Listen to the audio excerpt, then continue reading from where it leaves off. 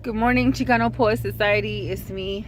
I'm just getting on here to briefly tell you that in the last couple of days, since I posted the video urging everybody to register and vote and to kind of didn't really tell anybody who to vote for, but I definitely told everybody not to vote for the blonde piece of crap. So I've received some heartbreaking posts from some Mexican American Chicano brothers, and it really broke my heart because I feel like there's so much work to be done.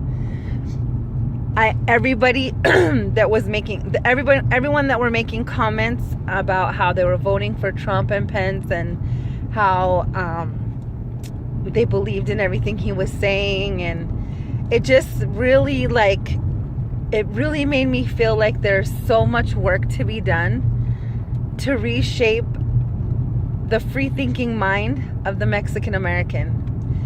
I feel like so many are institutionalized. So many have been fed the propaganda and hype about the box that we are assigned to for so long that it's passed down through generations. I feel like the Republican mindset for the working class Mexican American is almost like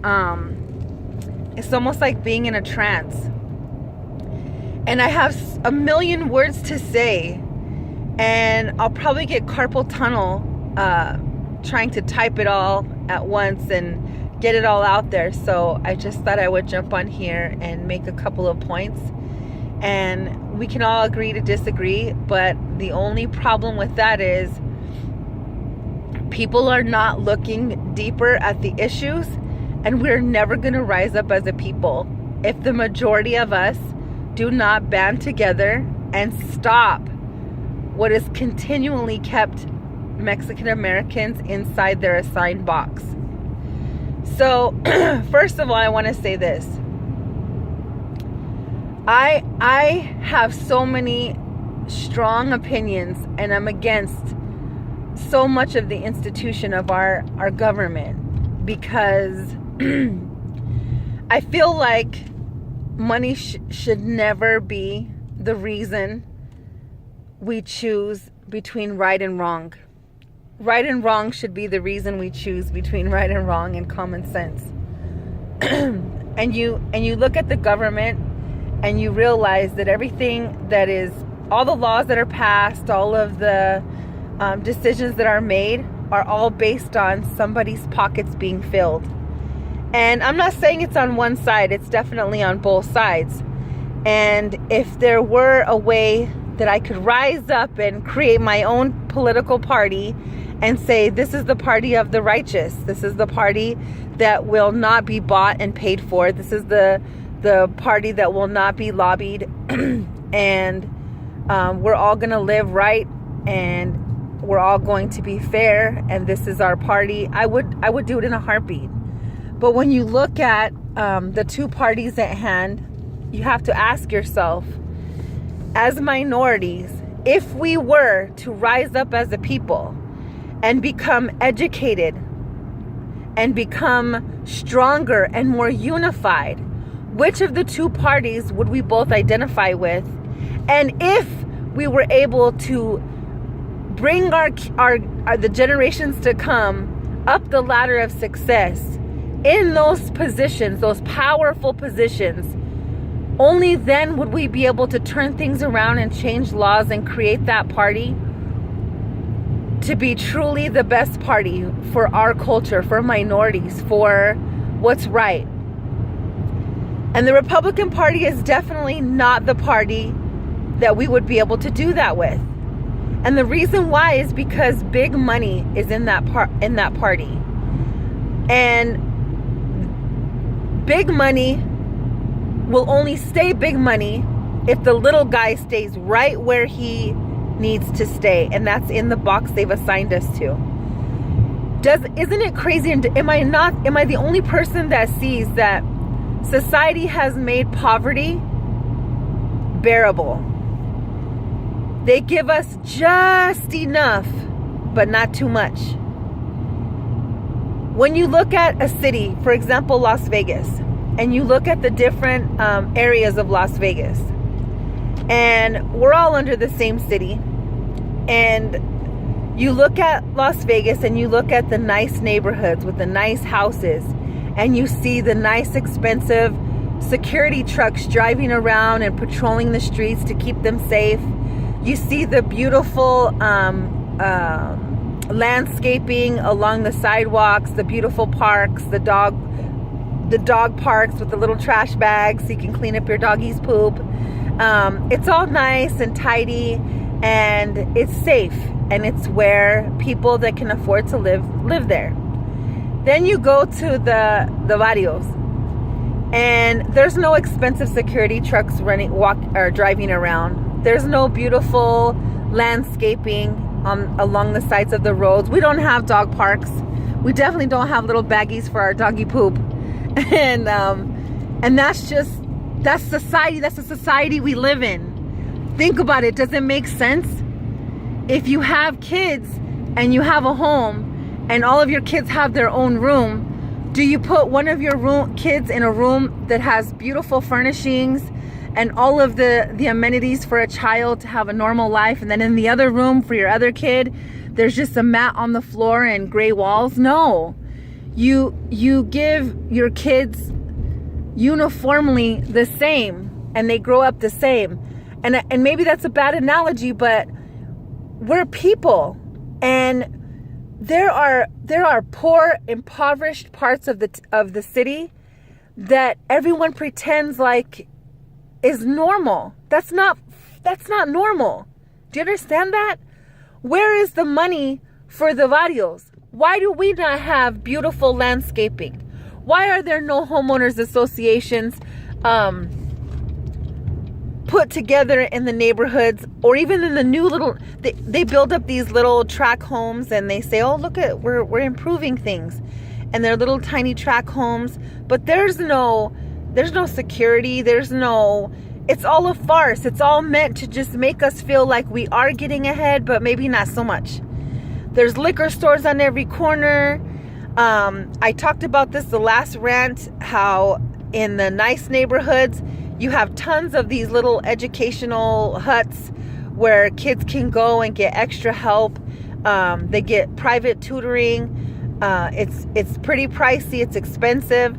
But it's in all of those places are located in the nicer neighborhoods. Now, when you go to the barrios where kids actually really, really need that, it's not provided for them. These places, these independent tutoring businesses, they don't open up spots in the rural areas because they're not going to make any money. They're too expensive, and working class families can't afford it. So don't you see the big picture? Because I feel like Republican voting Mexicans, or even Democratic Mexicans that are voting Trump, they're not seeing the big picture, the big, huge picture. And that is the constant oppression that we deal with every day. Maybe not me personally. I happen to live in a nicer neighborhood, and my conscience is so raised, and I'm learning, and I'm seeing these things, and I get really excited, and I want to pass them on. I mean, like, look at my neighborhood. Look how beautiful that is. There's a jogging area. There's shaded trees, and we might even drive and see a nice jogger running completely worry-free, getting back to her Pilates as soon as she gets home. Look, as a matter of fact, we see people just walking in the beautiful area of town, just walking, having a good time. Look at, there's the beautiful dog park that I spoke about. Look at that. Isn't that nice? We bring our dog there. But if you go to the barrio, there's no such thing. And for some reason, that's okay. That's okay, because we got to keep them down We can't lift them up. We can't give them a taste of success or trying to be better. We have to keep them in their box, because as long as they stay in their box, our rich people will be able to live outside their box. There's no box for the rich people. So it breaks my heart when I see Chicanos drinking the Kool-Aid, sipping on the propaganda, watching the news, repeating and regurgitating what is force-fed to them by society. And it just breaks my heart. It really does. And in order for us to be united, we all have to have a common goal. And it should be educating our kids, trying to be better, uniting, not being so divided, because we are extremely, extremely divided. And I don't know. I'm doing my best. I really am. And maybe I will die and never really make a difference at all. Maybe one day they'll say she wrote some great poems and she kind of had a vision, but no one ever really listened. And who knows? Maybe I'll spark some type of fight in somebody that will take it even further. But for now, I just wish that everybody would take the blinders off, put the Kool-Aid down, be free-thinking people. We're better than this. We're better than allowing some racist monster to come in and make fools of us. And that's basically what he's doing. He is a known prejudiced bigot that literally wanted to demean and degrade a judge who was of Mexican descent, born in America, wanted to strip him of the ability to do his job because of his Mexican heritage. And I just feel like if he could do that publicly and say that to all of our faces, I can't trust you to do your job because you are of Mexican heritage. What does that say to all of us? That we are not good enough. Our Mexican heritage should be looked at as a character flaw. Who does he think he is? And do you all not hear him? Do you all not hear what he's saying to you? I don't know. Maybe I'm crazy. Who knows? I just know that I love my people. And I want to see us do better. I want to see our kids do better. And I want to see us I want to see a time where we are taken seriously and we're given our rightful place in society. We need to stop living in a bucket like crabs, people.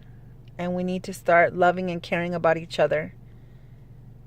And I'll say it again. Make sure you're keeping the money as close to the community as possible. I want to see Mexican businesses rise up and flourish. I want to see our kids have more role models.